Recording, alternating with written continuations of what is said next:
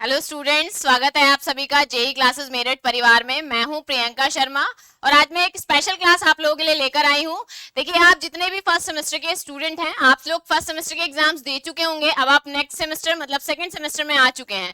तो आज हम मैकेनिकल इंजीनियरिंग के स्टूडेंट्स के बारे में बात करेंगे कि जितने भी मैकेनिकल इंजीनियरिंग के स्टूडेंट्स हैं, उन्हें सेकेंड सेमेस्टर में क्या क्या पढ़ना है, कौन कौन से सब्जेक्ट उनको पढ़ने हैं, क्या सब्जेक्ट्स हैं आपके, उनके बारे में हम आज बात करेंगे। तो चलिए फिर शुरू करते हैं।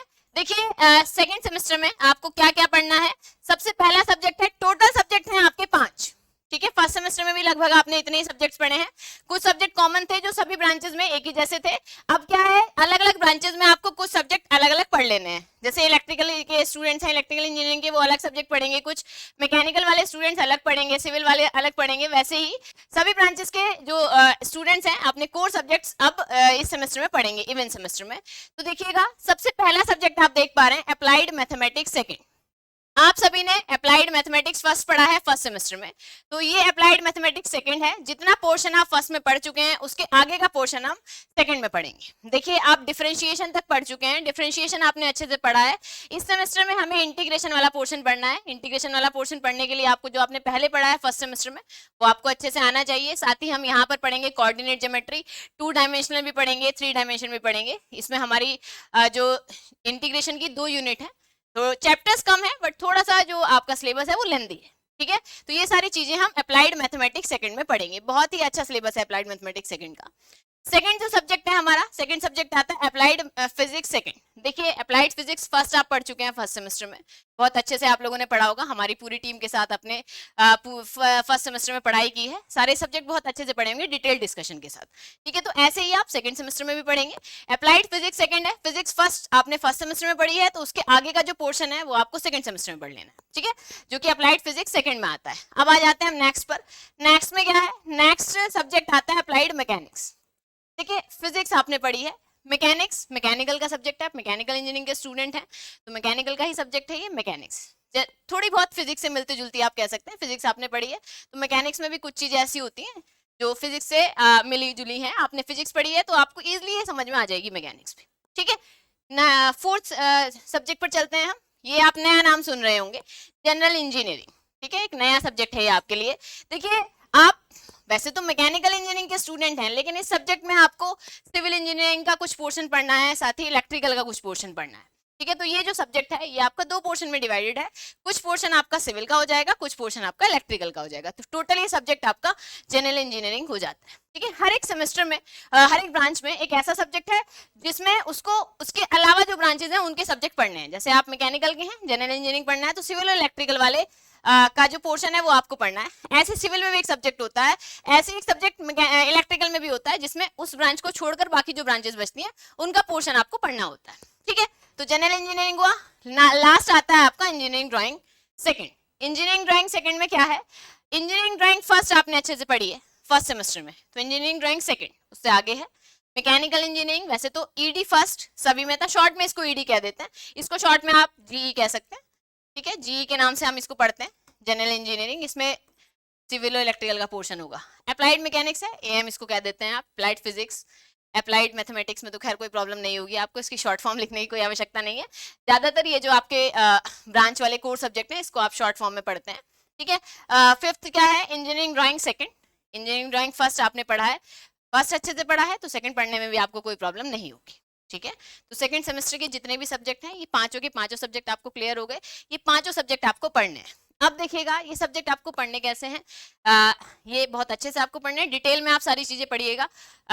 बिल्कुल डिटेल में एक एक सब्जेक्ट को पढ़ेंगे तो आपको अच्छे से नॉलेज हो जाएगी, एग्जाम में भी आप बहुत अच्छा परफॉर्म कर पाएंगे। ठीक है, देखिए हमारी एप्लीकेशन पर ये सारे कोर्सेज अवेलेबल हैं। पूरा जो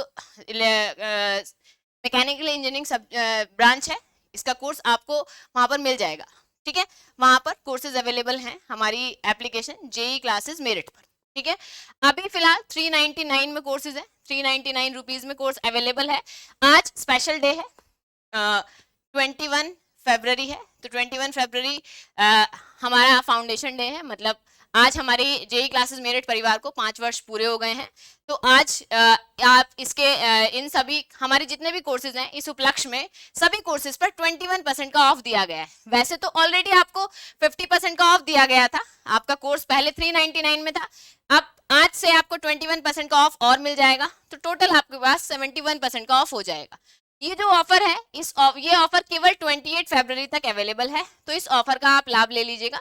जल्द से जल्द 28 फरवरी के बाद ये ऑफर नहीं रहेगा, एक्स्ट्रा जो आपको 21% का ऑफ मिल रहा है।